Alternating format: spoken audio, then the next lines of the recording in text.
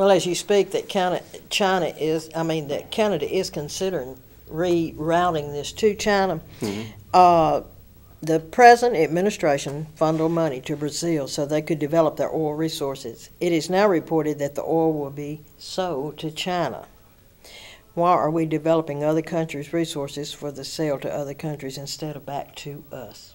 Isn't it ridiculous? We've got literally oceans of oil under our oceans, but we can't go and drill because of environmental laws that Congress has put into place. Why don't we just take the environment out of it? Well, it's sustained all these many centuries. Right. Well, even the oil spill, we don't want oil spills to occur in the oceans, but the great oil spill that they had, the tremendous oil spill they had in the Gulf, they found out that nature has taken much of that oil and just diminished it. It's not there anymore. Nature took care of that problem. But we need to go and get our own oil, and Congress keeps the laws in place that won't allow that. And now they've given authority to the administration to deny the leases to go out and drill for this oil in the Arctic Ocean above Alaska, in the Pacific Ocean, in the Atlantic Ocean except off Virginia. But none of these leases ever get signed. Nothing happens. The U.S. Congress is directly responsible for that. Why in the world should we buy oil from our enemies over in Arabia and over in the Middle East, in places like that, people that don't like us and certainly don't like our Christian background?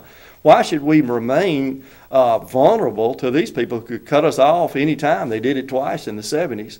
Why should we do that and not get our own oil? It makes no sense.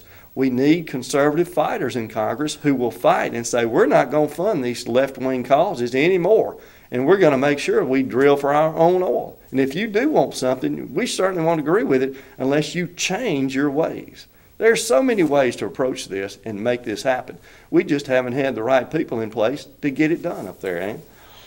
Why do we continue to fund an energy department when we're not developing any energy here?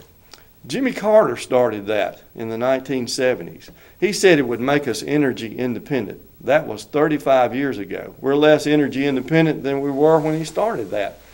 At the hands of the Arabs, again, they cut our oil off. They started this department, and it's basically useless. It's just a big waste of money. All we need to do is get the government to sign the leases and let people drill for the oil and just take care of our own business. We need to eliminate the Department of Energy and several other departments. Have you heard of any of our Republicans up there who have pushed and made this happen over these years? And I want to say one other thing while I'm talking here. In 2001 to 2007, Republicans ran Washington. And I'm running the Republican primary, but I'm running as a conservative Republican. From 2001 to 2007, Republicans ran Washington, the White House, the House, and the Senate. In that period of time, and government grew. It grew a lot. The debt doubled during that period of time. It went up from $5 trillion to $10 trillion. Only $1 trillion of that was the war effort over in Iraq and Afghanistan. $4 trillion of it was just money spent on big government, which was borrowed, and now it's gone, while Republicans were in charge. And a lot of people will say that if we just get Republicans in charge again and win the White House back and get the Senate back and we'll have the House, everything will be fine. Well, the last time we had Republicans in charge, the debt doubled and government grew. The same people will be basically in charge of the U.S. Congress again if Republicans take control. The only answer is going to be to get enough conservatives, real conservatives in the U.S. House, to join the 66 to 86 I mentioned a while ago that vote against these compromises and get that number up to about 130 or 132 so that real conservatives are a majority of the Republican side of the House, which will be a majority. Once that happens, none of this stuff can take place unless these people say so, and they will have enough numbers there, if I'm there and others like me around the country, to elect the leadership that won't compromise, that won't give in and start saying, which direction is this country going to go in? Are we going to go down the limited government path and get back to that our founders gave us? Or are we going to continue on this socialistic path? And in the middle of these two paths, going two different ways, is a chasm of debt and failure in government, and it's going to fall in on us. We don't have much time left. 2012 may be our last chance to do these things. I want to follow up on something. You were talking about Social Security a while ago. I want you to define for the people an entitlement program. What is entitlement?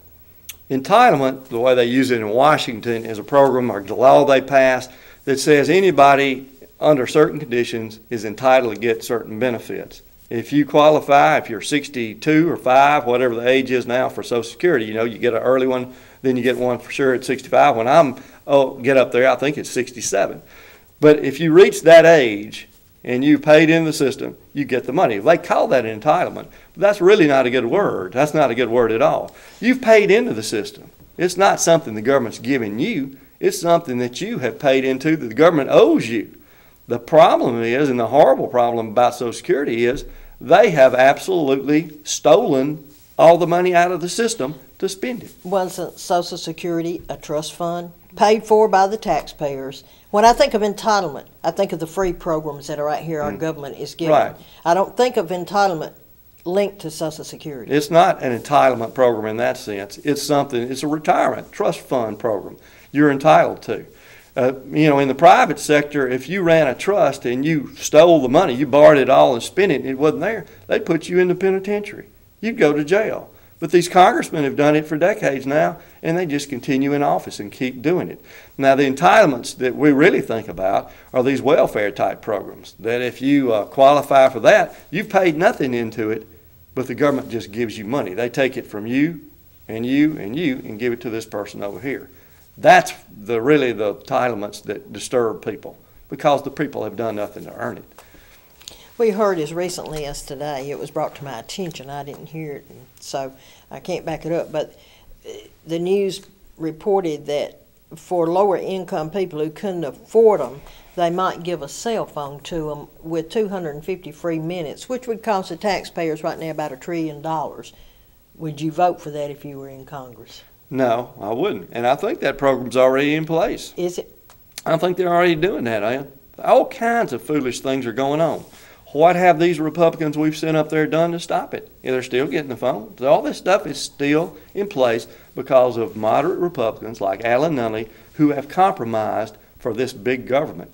And they will say things like this while we're talking about this. Oh, we can't have a partial shutdown. We have to raise the debt ceiling or we'd have a partial shutdown of the government. And we couldn't pay Social Security benefits. We couldn't pay the military. That is absolutely false. If we had a partial shutdown and didn't raise the debt ceiling, the government still is 60% funded with all the money coming in. We're just not borrowing extra money to spend. With 60% of the revenues coming into the government, Social Security could be funded. It's funded anyway. You send it in every month or every quarter. It's funded anyway. It's just getting where it's a little bit of a gap now in the big picture of things, but it's funded anyway. The military, there's enough money to pay everybody in the military and make sure those families are taken care of. There's enough money to pay interest on the debt. You would just have to begin to prioritize all this other big government stuff that we can't afford and say, hey, we need to start getting rid of this stuff now. Instead of offering some promise that we'll do it 8, 10 years from now, we're going to really start looking at it hard. That would force some issues to happen now. And let me say one other thing while we got some time left. A shutdown of the federal government. A lot of people think that's a horrible, horrible thing. That wouldn't work. The Republicans did it before and it really was bad. Well, after Newt Gingrich and the Republicans shut the government down, these were bolder Republicans in office in the mid-90s. They shut the government down then to make a point that they weren't going to spend money the way they had been. Well, after they shut the government down, the federal government went into 4 straight years of federal surplus. They had more money coming in than going out because there was some discipline in spending after that. That shook the whole system up. The economy soared. It did really well. Most people did well during those years after that. And people say the Republicans paid a real bad price for it. It looked bad.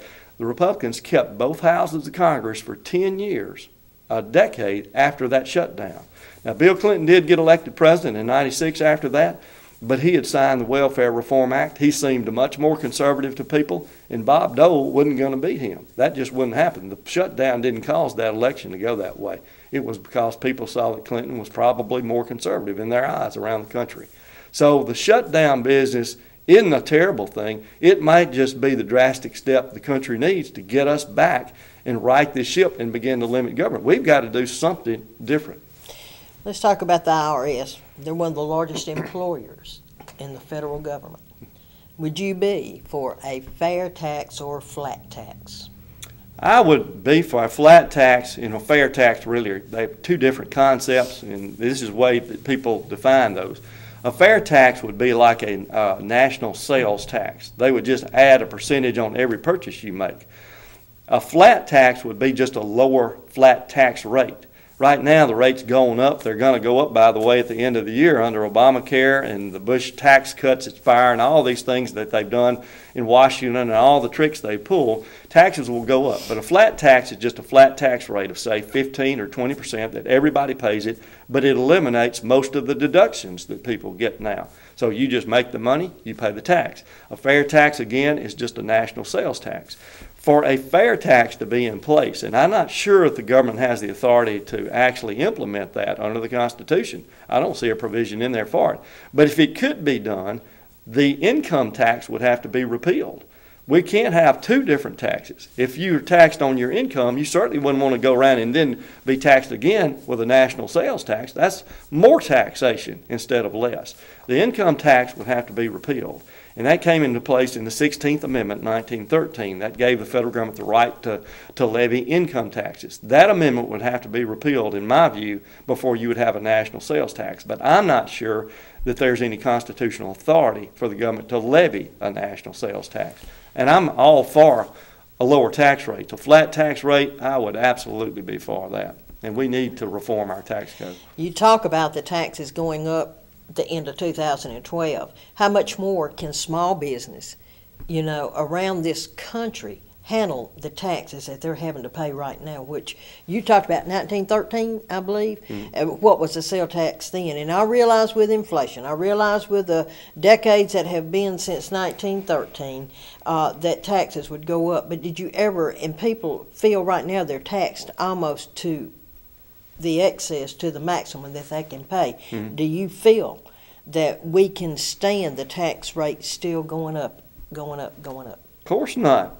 In 1913, when they did that, nobody in this area, in Mississippi, nobody would have paid any income tax. The threshold to pay it was so high, nobody would have done it.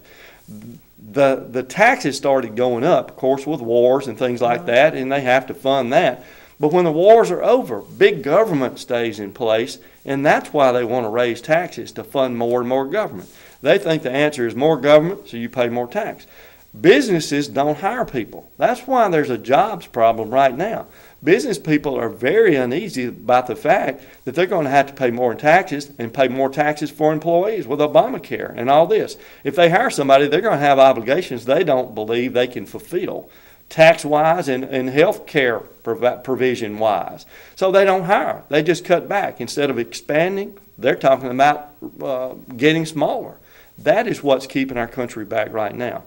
4 times in history, the federal income tax rates were cut. Calvin Coolidge did it after World War I. He cut it down real low, and Congress, of course, did it with him. John Kennedy did it. We had booms in both times. Ronald Reagan did it, another boom in the 80s. George Bush did it in the 2000s. Again, federal revenue always surges when taxes are cut, and that's the whole point of the federal tax system, is bringing in revenue. Not trying to take it from you, but bringing in revenue. When taxes are lowered, business people believe they can keep more of their money, so they're willing to risk more, to go out and start new things, hire people, do things, because the return is greater in a capitalistic system. If we cut tax rates, people will do more. If we raise them, they will do less. That is just a fact, economic fact. We need to cut taxes as low as we can, but the mistake Republicans have made in the past, Dan, they've cut taxes, but they've never cut government. Ronald Reagan wanted to, but he had a Democrat House with Tip O'Neill, if you remember that. He couldn't get all the domestic programs done he wanted to. He did some things that were better. He got some tax cuts in, and federal revenues doubled while Ronald Reagan was president. But also federal spending went way up, and he used it for defense to defeat the Soviet Empire. That was a good thing. But the domestic big government programs just got bigger during that time. That and Gingrich's small time up there when they actually shut the government down, that's the only 2 rays of light where government slowed down some. Well, we don't need to just slow it down. We need to start dismantling these things. We need to get back to limited government, which is freedom and prosperity and jobs for people. That's what all that means.